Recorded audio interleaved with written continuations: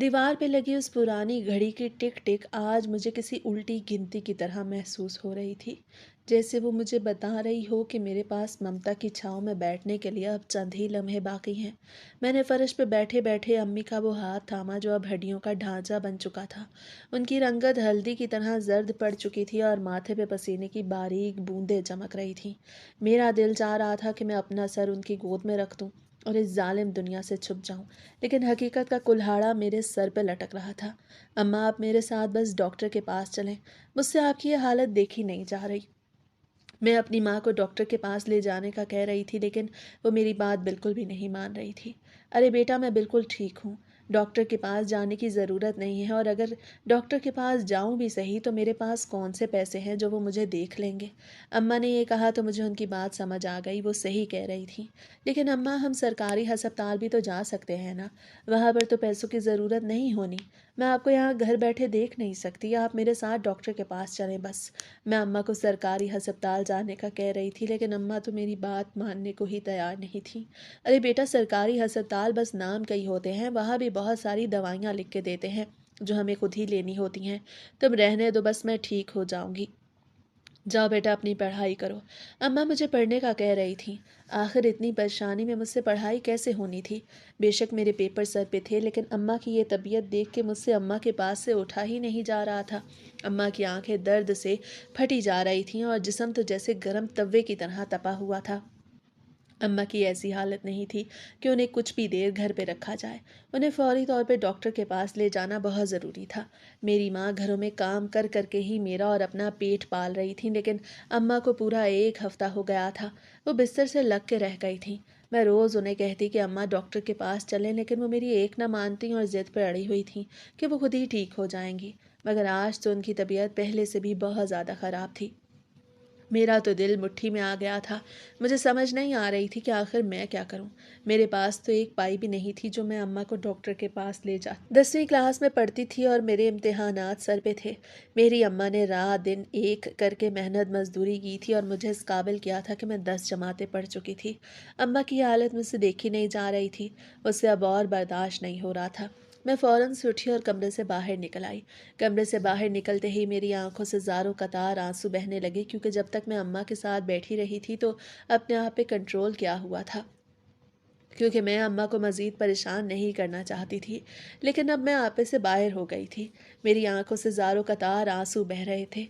मेरा जहन घूम रहा था। मेरे जहन में तरह तरह के ख्यालात आ रहे थे जिनको मैं सोचना भी नहीं चाहती थी। मेरे हाथ पांव तो जैसे खौफ से कांप रहे थे। मैं अपनी माँ को खोना नहीं चाहती थी, और इस तरह से उन्हें बिस्तर पर तड़पता देख के तो मेरा दिल ही जल जाता था। मैं सोच चुकी थी कि मैं आज ही अम्मा को डॉक्टर के पास ले जाऊंगी, मगर मैं ये नहीं जानती थी कि आखिर ये सब कैसे होगा, क्योंकि मेरे पास तो फूटी कौड़ी नहीं थी। फिर एक ख्याल आने पे मैंने अपने सर पे दुपट्टा लपेटा और बगैर बताए ही घर से बाहर निकल आई। मैं सड़क पे चलती जा रही थी। मुझे मालूम नहीं था कि मैं कहाँ जा रही हूँ। मैंने अम्मा को भी इस बारे में नहीं बताया था। मैं घर से तो यही सोच के निकली थी कि मैं कहीं से पैसों का इंतज़ाम करके आऊँगी, लेकिन मुझे ये नहीं मालूम था कि आखिर में कहाँ से मुझे पैसे मिलेंगे।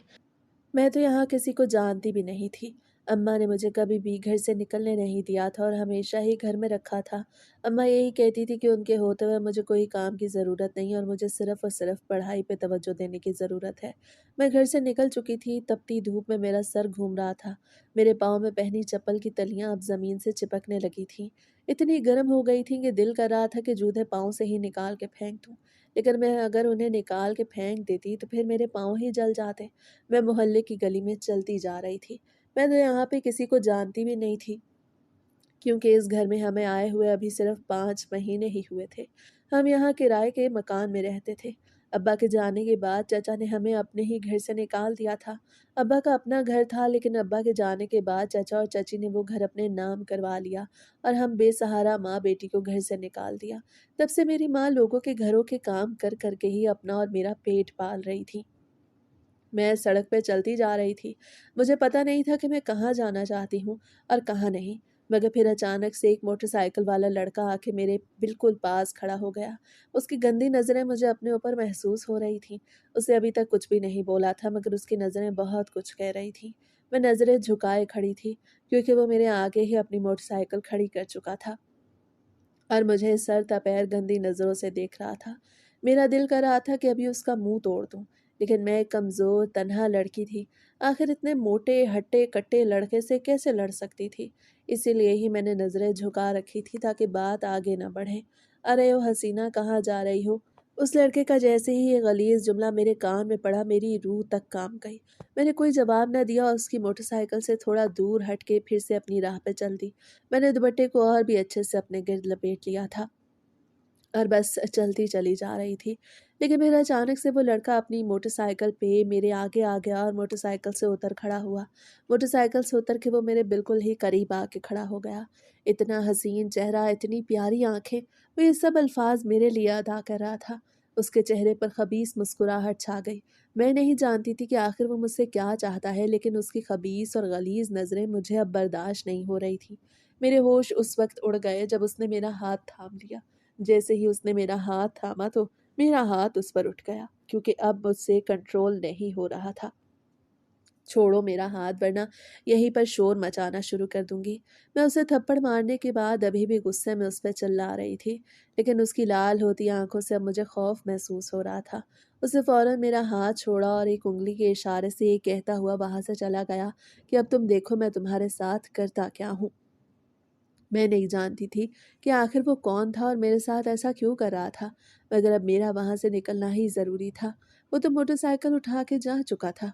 मैं जल्दी जल्दी चलती जा रही थी कि कहीं वो दोबारा ना आ जाए। अचानक से एक आलीशान घर के पास से गुजरी तो मुझे ख्याल आया कि शायद मुझे यहाँ से ही कुछ मदद मिल जाए। मैंने दरवाज़ा खटखटाया तो एक गार्ड बाहर आया। उस गार्ड की नज़रें भी उस खबीस लड़के से कुछ कम मालूम नहीं हो रही थी। क्या करना है तुमने, किससे मिलना है? सरता पैर देखते हुए वो मुझसे सवाल कर रहा था। मैंने नज़रें झुकाई हुई थी और अपना दुपट्टा भी अच्छे से लपेटा हुआ था। मुझे यहाँ तुम्हारे मालिकों से मिलना है, मुझे जाने दो। मैंने लहजे को ज़रा धीमा करके बड़े बाअदब तरीके से कहा तो उसका कहकहा निकल गया। अरे बीबी, कौन हो तुम जो तुम्हें मेरे मालिकों से मिलना है? वह भी मुझसे सवाल पे सवाल किए जा रहा था, जिनके जवाब मेरे पास नहीं थे। मुझे कुछ पैसों की ज़रूरत थी, मुझे जाने दो अंदर, खुदा का वास्ता है। मैंने अब बाकायदा तौर पे उसके आगे हाथ जोड़ लिया और उससे मिन्नतें करने लगी कि वो मुझे अंदर जाने दे, लेकिन वो तो अब भी ढीठ बना खड़ा था और कह रहा था कि मुझे अंदर बिल्कुल भी नहीं जाने देगा। ए लड़की, तुम्हारी औकात ही क्या है कि तुम उस घर के अंदर भी दाखिल हो? तुम जानती भी हो कि ये किसका घर है? अब मुझसे ये सवाल कर रहा था। मैं वाक़ई नहीं जानती थी कि आखिर ये किसका घर है। मैं तो सिर्फ़ मदद के लिए ही यहाँ पे आई थी। नहीं, मैं नहीं जानती ये किसका घर है, लेकिन मुझे पैसों की ज़रूरत है। खुदा का वास्ता है, मुझे जाने दो, वरना मेरी माँ तड़प-तड़प के मर जाएगी। मेरी आँखों से अब बाकायदा तौर पे आँसू निकलने लगे।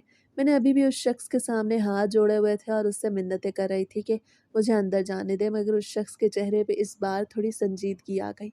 शक्ल से तो यही लग रहा था कि शायद उसे मुझ पे तरस आ गया है, लेकिन मेरी सोच गलत थी। वो भी उन्हीं घिनौने मर्दों की तरह था जिनकी गिद्ध भरी नज़रों से मैं बच के आई थी। तुम्हें पैसों की ज़रूरत है? उसने मायनी खेज अंदाज में मुझे देखते हुए पूछा तो मैंने अस्पात में सर हिला दिया। मैं तुम्हारी ज़रूरत पूरी कर सकता हूँ, अगर तुम भी मेरी ज़रूरत पूरी करो तो। उससे ये कहा तो मैं बगैर कुछ सोचे समझे ही अस्पात में सर हिला गई। तुम जो कहोगे मैं वही करने को तैयार हूँ, लेकिन बस मुझे पैसे चाहिए। मेरी माँ तड़प तड़प के मर रही है, उसके इलाज के लिए मुझे पैसे चाहिए। मैंने ये कहा तो उसने अपनी जेब में हाथ डाला और 5,000 का नोट बाहर निकाला। 5,000 का नोट देख के तो मेरी आंखें चमक उठी थीं। उसे जैसे ही वो नोट मुझे दिया तो मैं वहाँ से जाने लगी, लेकिन उसने मुझे रोक लिया। अरे बीबी, कितनी चालाक हो! पैसे लेके कैसे भागने लगी हो? मैंने तुम्हारी ज़रूरत पूरी की है तो तुम्हें भी मेरी एक ज़रूरत पूरी करनी होगी। वो माय-निखेज़ अंदाज़ में हँसते हुए मुझे कह रहा था। मैं नहीं जानती कि आखिर वो क्या कहना चाहता है। भाई तुम मुझे बताओ, मुझे तुम्हारा क्या काम करना होगा? मैंने ये कहा तो उसकी आँखों में गुस्सा आ गया। मुझे भाई कहने की ज़रूरत नहीं है तुम्हें। बस मेरे साथ कुछ वक्त गुजारना होगा। क्या तुम्हें यह मंजूर है? उसे जैसे ही ये कहा तो मेरे होश उड़ गए। वो तो पैसों की खातिर ना जाने मुझसे क्या करवाना चाह रहा था, जिसके बारे में मैं सोच भी नहीं सकती थी। उससे ये कहा तो मेरे हाथ पांव कांपने लग गए। मैंने नजरें झुका ली थी और बार बार अपने दुपट्टे को ठीक कर रही थी। बताओ, तुम्हें मंजूर है? वो अभी भी मुझसे वही सवाल कर रहा था। मैं सोच भी नहीं सकती थी कि आखिर वो मुझसे ऐसी फरमाइश भी कर सकता है। नहीं, मुझे ये बिल्कुल भी मंजूर नहीं है। तुम मुझे खरीदना चाहते हो, मैं ऐसी वैसी लड़की नहीं हूँ, मजबूरी में ही यहाँ तक आई हूँ। लेकिन तुम मेरी मजबूरी का नाजायज़ फ़ायदा उठा रहे हो। मैंने गीली आवाज़ में उससे ये कहा तो वो कहकहा लगा के हँसने लगा। अरे ओ बीबी, ये दुनिया मतलब की है। तुमने क्या समझा कि मैं तुम्हें ऐसे ही अल्लाह के वास्ते ये पैसे दे दूँगा कि जाओ अपनी माँ का इलाज करवाओ? मेरे पास इतने फ़ज़ूल के पैसे नहीं कि मैं ऐसे ही बाँटता फिरूँ।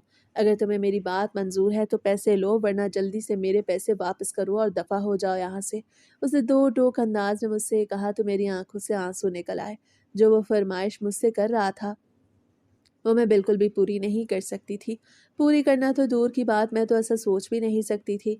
मैंने वो पैसे उसके हाथ में दिए तो शख्स के चेहरे पे अजीब-सी नागवारी छा गई, जैसे वो मुझसे ये उम्मीद ना रख रहा हो। शायद उसे यही लगा था कि मैं पैसों के लिए कुछ भी कर सकती हूँ। मैं वो पैसे दे के वापस उस दरवाज़े से बाहर निकल आई और उल्टे कदम अपने घर की तरफ निकल पड़ी, क्योंकि मेरी अब उम्मीदें सारी ही टूट के बिखर गई थीं। उस शख्स की बातें मेरे ज़हन में घूम रही थीं और वो सच भी था, जो शायद मुझे अच्छा नहीं लगा था। आजकल के ज़माने में कौन ऐसा है जो बगैर किसी मकसद किसी की मदद करे? मैं दोबारा से सड़क पे चल पड़ी थी। उस शख्स की घिनौनी नज़रें अब भी मुझे महसूस हो रही थीं। मुझे खुद से घिन महसूस हो रही थी और पछता रही थी कि आखिर मैं घर से निकली ही क्यों? लेकिन मैं भी तो मजबूरी में ही निकली थी। मैं जा रही थी और अपने अल्लाह से दुआएँ भी कर रही थी कि अल्लाह मेरी मदद फरमा। मेरे पास तेरे सिवा और कोई नहीं। मैंने नज़रें झुकाई हुई थीं और दीवार के साथ चलती चली जा रही थी, क्योंकि मैं अपनी नज़रें उठा के उन लोगों की गलीज़ नज़रों को नहीं देखना चाहती थी, जिनकी नज़रें मुझ पे गड़ी हुई थीं। अचानक से मेरा टकराव हुआ तो मैंने अपनी नज़रें ऊपर उठा के देखी। सामने खड़े शख्स को देख के तो मेरे होश ही उड़ गए। लग गई ना मेरे हत्थे तू? अब देख मैं तेरे साथ क्या करता हूँ। ये तो वही शख्स था जिसे मैंने थप्पड़ मारा था। शायद वो अब मुझसे बदला लेने के लिए आया था। मेरा दिल ज़ोर-ज़ोर से धड़क रहा था। ऐसे महसूस हो रहा था जैसे अभी सीने से ही बाहर निकल आएगा। मेरे हाथ-पाँव काँप रहे थे। माथे पर पसीना चमक रहा था। खुदा का वास्ता है, मुझे माफ़ कर दो, मुझे घर जाने दो। मैं उससे हाथ जोड़ के मिन्नतें कर रही थी, लेकिन उसके चेहरे पे तो खबीस मुस्कुराहट छाई हुई थी। अब माफ़िया मांगने की क्या ज़रूरत है तुम्हें? जब मुझ पे हाथ उठाया था तो उस वक्त अपनी औकात याद नहीं थी क्या? वो अब मुझे मेरा थप्पड़ याद दिलवा रहा था। वो भी मैंने मजबूर होके मारा था, क्योंकि उसने बगैर मेरी इजाज़त के ही मेरा हाथ पकड़ लिया, और वो भी बीच चौराहे में। खुदा का वास्ता है, मुझे घर जाने दो। मेरी माँ परेशान हो रही होगी। मैंने उसे डॉक्टर के पास ले जाना है, मुझे जाने दो। मैं रो रो के उससे माफ़िया मांग रही थी और उससे मिन्नतें कर रही थी कि वो मुझे घर जाने दे। मैंने जैसे ही ये कहा तो उसके चेहरे पे अजीब सी मुस्कुराहट फैल गई। मैं तुम्हारी परेशानी को हल कर सकता हूँ, अगर तुम चाहो तो। उससे उसी खबीस मुस्कुराहट के साथ ये कहा तो मेरे चेहरे पे नागवारी छा गई, क्योंकि वो भी वही हथकंडा आजमाने आया था जो उस गार्ड ने आजमाया था। नहीं, मुझे तुम्हारी मदद की ज़रूरत नहीं, जाने दो मुझे। मैं जल्दी से अपना हाथ छुड़वा के फ़ौरन से भाग निकली थी। मैं सड़क पे भागती जा रही थी और वो शख्स दूर खड़ा बस मुस्कुरा रहा था। उसके पास मोटरसाइकिल थी और मैं बेचारी पैदल, इसीलिए ही मैंने दौड़े लगा दी। मुझ पे कपकपी तारी हो गई थी। मैं बेचारी तो मदद के लिए निकली थी और गिद्ध तो मुझे नोच खाने के लिए तैयार बैठे थे। जब मैं थोड़ा दूर आई तो मुझे सुकून मिला, क्योंकि वो लड़का अब मेरा पीछा नहीं कर रहा था। अचानक से एक आदमी मेरे सामने आया और मुझे देखने लगा। मैं बुखलाई हुई थी। शायद इसीलिए ही वो मुझे हैरत से देख रहा था। क्या हुआ है बेटी, क्यों इतना डरी हुई हो? उससे कहा तो मैं जल्दी से बगैर जवाब दिए ही वहाँ से निकलने लगी। उस शख्स ने मुझे फिर से रोक दिया तो मुझे रुकना पड़ा। बेटा रुको, मैं समझ सकता हूँ कि तुम मुझसे डर रही हो, लेकिन बेटा मुझसे डरने की ज़रूरत नहीं। तुम ये बताओ कि तुम इतनी बुखलाई हुई क्यों हो? उससे ये कहा तो मैं रुक गई। मुझे उस शख्स के लहजे और शक्ल से तो बहुत सुलझा हुआ मालूम हो रहा था। मैं रुक गई तो वो मेरे बिल्कुल पास आया और कहने लगा, बेटी क्या मसला है, मुझे बता सकती हो? वो मुझसे मेरा मसला पूछ रहा था। एक दिल तो कर रहा था कि ना बताऊं, तो दूसरा दिल मुझे मजबूर कर रहा था कि माँ को डॉक्टर के पास ले जाना है, बहुत ज़रूरी। मेरे ज़हन में तरह-तरह के ख़यालात आ रहे थे कि कहीं अगर उस शख़्स ने भी वही फ़रमाइश रख दी तो फिर मैं क्या करूँगी? लेकिन फिर दिल के हाथों मजबूर होके मैंने उसे अपनी सारी दास्तान सुना दी। बेटी ये भी कोई मसला है? उसने अपनी जेब से 5,000 का नोट निकाला और मेरी हथेली पे रख दिया। बेटा ये लो, अपनी माँ का इलाज कराओ। अगर और पैसों की ज़रूरत हो तो मुझसे ले लेना। मेरा घर यहीं पास ही है। हाँ, ये पैसे वापस करने की भी ज़रूरत नहीं है। मैंने ये अल्लाह की रज़ा के लिए ही तुम्हें दिए हैं। बेटी जल्दी से अब जाओ और अपनी माँ को डॉक्टर के पास ले जाओ। वो ये कहता हुआ फ़ौरन ही वहाँ से चला गया। मुझे हैरत हो रही थी कि आखिर ये कैसा शख्स है जो मुझे बगैर जाने पहचाने ही पैसे दे के चला गया और मुझसे किसी चीज़ का मुतालबा भी नहीं किया। मुझे तो लग रहा था कि शायद अल्लाह ने ही उसे फ़रिश्ता बना के मेरी मदद के लिए मेरे पास भेजा था। میں نے اپنے اللہ کا شکر ادا کیا اور وہ پیسے لے کے فوراً سے اپنے گھر پہنچ گئی۔ میں گھر گئی تو اماں بے سور چارپائی پہ لیٹی ہوئی تھیں۔ میں نے اماں سے کہا کہ وہ چادر لے لیں، میں انہیں ڈاکٹر کے پاس لے چلتی ہوں۔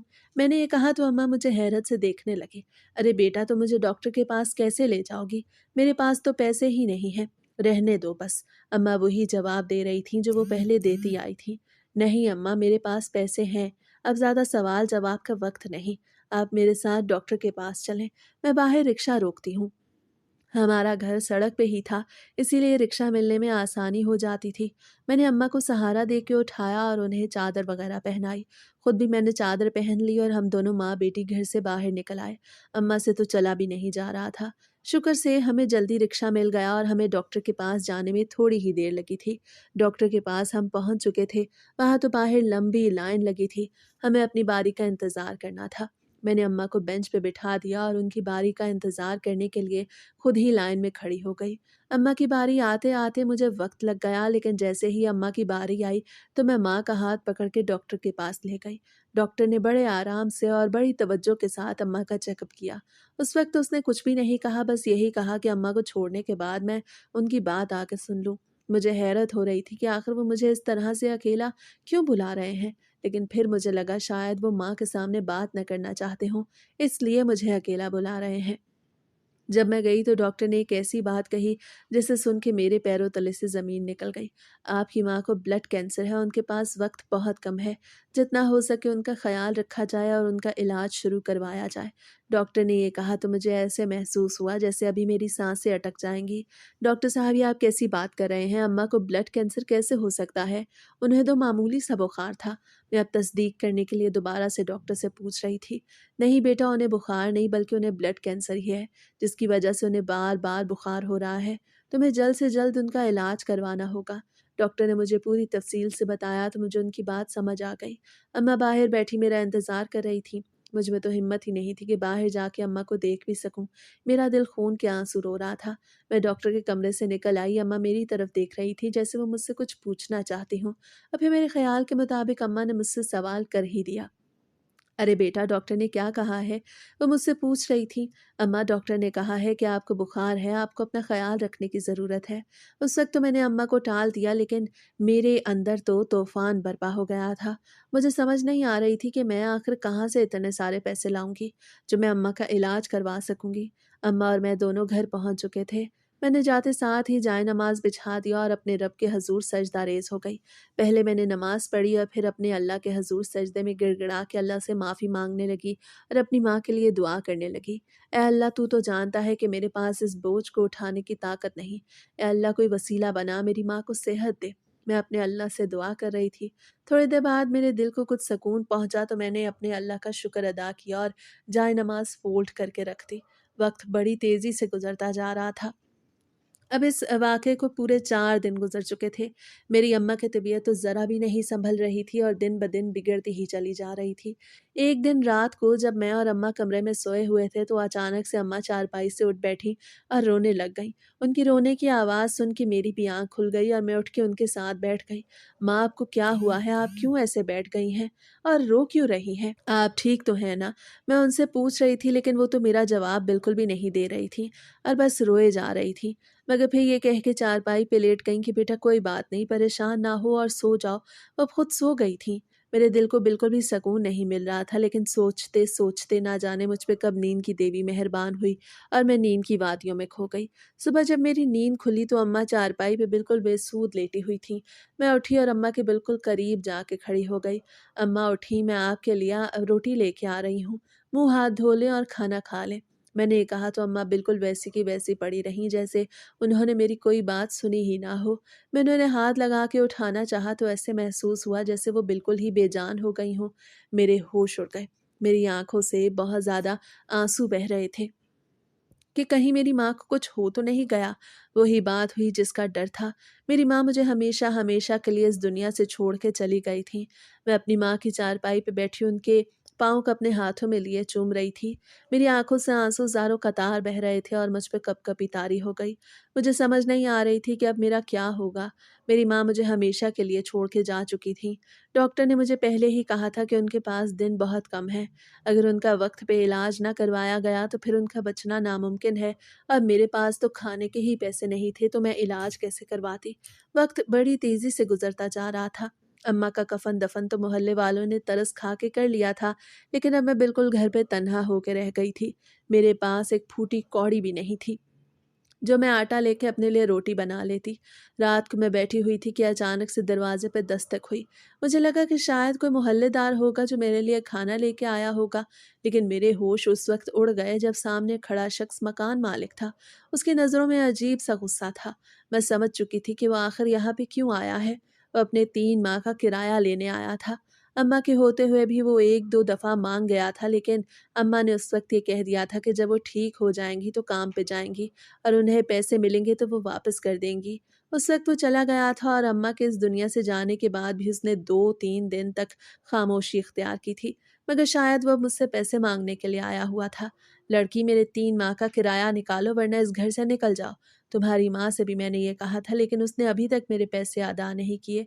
तुम्हारे लिए बेहतर यही होगा कि मेरा पूरा किराया वापस कर दो। वो मुझसे किराया माँग रहा था। मुझे हैरत हो रही थी कि आखिर ये कैसा शख्स है। वो जानता भी था कि मैं एक तन्हा गरीब लड़की हूँ। आखिर मेरे पास इतने पैसे कहाँ से आते कि मैं उसे देती। वो तो ये भी नहीं जानता था कि मैं कल रात से भूखी बैठी हूँ। किसी को भी मुझ पे तरस नहीं आया था। कोई भी मेरे घर पे ये पूछने के लिए नहीं आया था कि मैंने कुछ खाया भी है कि नहीं। लेकिन अब तो मुझे अपने खाने के लाले पड़ गए थे। चचा, मेरे पास पैसे नहीं, मैं कहाँ से दूँ पैसे? मैंने रो के बस ये अल्फाज अदा किए तो उस शख्स ने बाजू से पकड़ के मुझे दरवाजे से बाहर खड़ा कर दिया। पैसे नहीं है तो फिर ये घर भी नहीं है। तुम माँ बेटी ने मुझे समझ क्या रखा है? बीबी, हम भी कोई लैंडलॉर्ड नहीं, बल्कि तुम लोगों जैसे गरीब ही हैं, और इन्हीं किराए के घरों से तो हमारा गुजारा चलता है। तुम जैसे लोग जब इतने इतने माँ किराया नहीं देते तो फिर हम कहाँ से खाएं? वो मुझ पे गुस्से से चिल्ला रहा था। वो कह तो सच रहा था, लेकिन मैं भी मजबूर थी। आखिर मेरे पास इतने पैसे कहाँ से आते जो मैं उससे देती? वो मुझे घर से निकाल चुका और घर पे बाहर ताला लगा दिया। मेरी बात कान खोल के सुन लो। जो तुम्हारे घर का सामान है वो मैं खुद बेच लूंगा और अपना मकान का किराया रख लूंगा। मैं जानता हूँ तुम्हारे घर में कोई खजाने नहीं पड़े। अब मैं मजीद तुम्हें इस घर में नहीं रहने दे सकता। दफा हो जाओ यहाँ से। वो शख्स दरवाजे पे ताला लगा के वहां से चला गया। मैं भूखे पेट छत से भी महरूम हो चुकी थी और सड़क पे बिल्कुल बेयारो मददगार खड़ी थी। मुझे समझ नहीं आ रही थी कि मैं क्या करूं, लेकिन अब वहां पे भी मेरा खड़ा होना ज्यादा महफूज नहीं था। इसीलिए मैं सड़क पे निकल चुकी थी। मैं घर से बाहर तो निकल चुकी थी, लेकिन अब लोगों की नजरें मुझ पे खुद पे महसूस हो रही थी। मैं बहुत ही खूबसूरत और हसीन लड़की थी और जवानी की स्टेज पे थी। मुझे लोगों की नज़रें खुद पे महसूस होती तो मैं अंदर से कट के रह जाती। अब चल चल के मेरे पाँव में छाले पड़ने लगे थे। गर्मी शदीद थी और मैं बेचारी बेयारो मददगार घर से निकल आई थी। चलते चलते मैं एक चौक पे जाके खड़ी हो गई। अब मेरे पाँव मेरा साथ नहीं दे रहे थे। मेरे पाँव थक चुके थे, इसीलिए मैं वहीं चौक पे ही बैठ गई। अभी मैं वहां पर बैठी ही थी कि दो मेरी ही हम उम्र लड़कियां वहां आके मेरे साथ बैठ गईं। उनकी शक्ल से तो लग रहा था कि वो कोई मांगने वाली हैं। उनके चेहरे पे कालक मली हुई थी, पाँव में जूता फटा हुआ था और बाल बिखरे हुए थे। मुझे हैरत से देख रही थी और मैं उन्हें देख रही थी। कौन हो तुम, यहाँ अकेली क्यों बैठी हो? वो मुझसे सवाल कर रही थी, लेकिन मैंने उनके सवाल का कोई जवाब नहीं दिया और खामोशी से बैठी रही। आखिर मैंने क्या ही बताती और मेरे बताने से क्या हो जाता? अरे चलो चलो, वो देखो बड़ी गाड़ी, अच्छे पैसे मिलेंगे, चल भाग। मैंने देखा कि अचानक से वो दोनों लड़कियां भागने लगीं और एक गाड़ी के पास जाके रुक गईं। गाड़ी से उन्हें पैसे मिले तो वो दोनों बांटती हुई फिर से आके मेरे पास बैठ गईं। उनके चेहरे पे तो खुशी के सिवा और कुछ भी नहीं था। वो तो बिल्कुल बेफिक्री की जिंदगी गुजार रही थी। वो फिर से आके मेरे पास बैठ गई थी, लेकिन मेरा दिल कर रहा था कि अब उनसे कुछ बात करूं। तुम लोग कौन हो और तुम यहाँ क्या करती हो? मैंने ये कहा तो वो दोनों लड़कियां मुझे हैरत से देखने लगी। हम तो खुद को भी नहीं जानते, बस हम इतना जानते हैं कि हमारा काम है भीख मांगना और मज़े से ज़िंदगी गुजारना। वो दोनों ये कह के कहकहा लगा के हंसने लगी। मुझे बड़ी हैरत हो रही थी कि आखिर वो कैसी लड़कियां हैं जो भीख मांगने पे इतनी खुश हो रही थी। तुम कौन हो और यहाँ क्या कर रही हो? वह मुझसे सवाल कर रही थी, लेकिन इस बार मैंने उन्हें सारी कहानी बता दी। वो मेरी कहानी सुन के बहुत ही हैरान हो रही थी और मुझे दाद दे रही थी कि मैं कितनी हिम्मत वाली हूँ। अच्छा तो तुम अब कहाँ जा रही हो? उनमें से एक लड़की ने ये सवाल किया तो मेरी आंखों से ज़ारों कतार आंसू बहने लगे। मुझे नहीं पता मैं कहाँ जा रही हूँ। मेरा तो कोई रिश्तेदार भी नहीं। मैं फूट-फूट के रो रही थी। अच्छा, अच्छा परेशान ना हो, हमारा भी कोई नहीं। वो ये कह के फिर से कहकहा लगा के हँसने लग गईं। उनकी बातें सुन के तो मुझे हैरत हो रही थी। वो माँगने वाली होने के बावजूद भी इतना खुशी-खुशी फिर रही थीं। मैं तो कहती हूँ हमारे वाला पेशा ही इख्तियार कर लो, इससे बड़ा पैसा है, सुकून की ज़िंदगी है, तुम लोग दिन में कितना कमा लेते हो? मैंने धीमे से लहजे में साथ बैठी लड़की से कहा तो वो हँसने लगी और कहने लगी, इतना कमा लेते हैं कि हमारी ज़िंदगी सुकून से गुज़र जाती है। वो बड़े एतमाद से ये सब कह रही थी। मेरे ज़हन में तरह-तरह के ख़्याल आ रहे थे। मुझे अपने साथ रख लो खुदा के वास्ते, मेरा इस दुनिया में कोई नहीं। मैंने रोते हुए ये कहा तो वो दोनों एक-दूसरे को देखने लगीं जैसे आपस में सोच रही हों कि मुझे रखना भी है या नहीं। हाँ, हाँ, तुम फ़िक्र न करो। तुम हमारे साथ हमारे घर चलो, हम तुम्हें रख लेंगे। उनमें से एक लड़की ने मेरे कंधे पे हाथ रख के मुझे ये कहा तो मेरी आँखों में आँसू आ गए। रात के 12 बज रहे थे और वो दोनों लड़कियाँ मुझे अपने-अपने घर ले गईं। वो घर नहीं बल्कि एक अड्डा था जहाँ उन जैसी और भी हज़ारों लड़कियाँ थीं। मैं ना जाने कहाँ पर आ गई थी। वो लड़की मुझे अपने साथ एक कमरे में ले गई जहाँ पर एक शख़्स बैठा हुआ था। चाचा ये भी अब यहीं पे काम करेंगी, उसका भी कोई नहीं है। कहती है कि इसे भी रहने की जगह चाहिए। अब उस शख्स को मेरी कहानी बता रही थी। वो शख्स मेरी कहानी बड़े गौर से सुन रहा था और मुझे सरता पैर देख भी रहा था। मुझे उसकी नज़रों से घिन महसूस हो रही थी। फिर उसने इस बात में सर हिला दिया और बगैर कुछ बोले ही जाने का इशारा कर दिया। तो हम दोनों लड़कियां कमरे से बाहर निकल आईं। शुक्र है चचा ने तुझे यहाँ रहने की इजाज़त दे दी है। अब तू भी यहीं पे रहेगी। हम यहाँ सारे मिल के ही काम करते हैं। हम सबका काम ही भीख मांगना है। हमें यहाँ अच्छा खाना और अच्छा रहना मिलता है, तू भी यही करेगी तो तुझे भी ये सब मिलेगा। मुझे अब यहाँ की रूटीन बता रही थी। मैं बिल्कुल ही खामोशी से उसकी बातें सुन रही थी। वक्त बड़ी तेज़ी से गुजरता जा रहा था। पूरा 1 हफ्ता हो गया था उनके साथ मुझे माँगते-माँगते। अब ये मेरी ज़िंदगी का हिस्सा बन गया था। मुझे अच्छा तो नहीं लगता था लेकिन ये मेरी मजबूरी थी। इसके अलावा मेरे पास और कोई चारा नहीं था। सुबह-सुबह ही मैं उन लड़कियों के साथ मुँह पे कालक लगा के, फटे कपड़े पहन के बगैर जूते के घर से निकल पड़ती और पूरा दिन हम वहाँ पे मांगते। शाम को जब हम घर आते तो सुकून का खाना नसीब होता। वो सारे पैसे तो हमसे ले लिए जाते लेकिन हमें छत और खाना मिल रहा था, तो हमें और क्या चाहिए था। रात का ना जाने कौन सा पहर था, गला खुश्क होने की वजह से मेरी आँख खुली तो मैं उठ के बाहर नलके की तरफ आ गई। मुझे उसी कमरे की लाइट जली हुई नज़र आई जो उस शख्स का कमरा था। वहाँ से किसी के बोलने की आवाज़ें भी आ रही थीं। मैंने करीब जाके देखा तो अलिशबा उस शख्स के पास गई हुई थी। मुझे हैरत हो रही थी कि रात के उस वक्त वो वहाँ पे खड़ी क्या कर रही है, लेकिन जो बात मेरे कानों ने सुनी वो सुन के तो मेरे सर पे आसमान ही टूट पड़ा। हाँ चाचा तुम फिक्र ना करो, मैं आहिस्ता आहिस्ता उसे सारा हुनर सिखा रही हूँ, फिर जो तुम कहोगे वो ही करेगी। 1-2 रात वहाँ गुज़ारेगी तो उसे भी सारी हकीकत समझ आ जाएगी। तुम बस मालिकों को हाँ कर दो, मैं उसे मना लूँगी। गरीब है और बेसहारा भी, आखिर यहाँ से निकल के कहाँ जाएगी और अब उसके पास हमारे सिवा और कोई नहीं। उसे जैसे ही ये कहा तो मेरे सर पे आसमान टूट पड़ा। वो तो ना जाने किस गुनाह के काम की मुझसे उम्मीद रखे हुए थी। अब मुझे समझ आने लगी कि यहाँ पे सिर्फ़ भीख माँगने का काम नहीं बल्कि जिस्म फ़रोशी का काम भी होता है, जिसे वो सारी लड़कियाँ अपनी रज़ामंदी से कर रही थीं। वहाँ पे सारी लड़कियां ही मेरी तरह मजबूर और बेसहारा थीं, लेकिन मैं वो काम नहीं करना चाहती थी जो वो लड़कियां कर रही थीं। मैं सोच चुकी थी कि अगली ही सुबह मैं इस इलाके से बहुत दूर निकल जाऊंगी। वो लोग मुझे ढूंढ भी नहीं पाएंगे। मैं अभी वहीं खड़ी ये बातें सुन रही थी कि अचानक से मुझे महसूस हुआ जैसे अलिश्बा उस कमरे से बाहर निकलने लगी है। मैं भाग के अपनी जगह पे आके लेट गई। हम सारी लड़कियां एक ही कमरे में जमीन पे सोती थीं और ज़मीन पर हमने बिस्तर बिछाए हुए थे। मैं आके सो चुकी थी। मेरे सोने की थोड़ी देर बाद अलिश्बा भी आके अपनी जगह पे सो गई।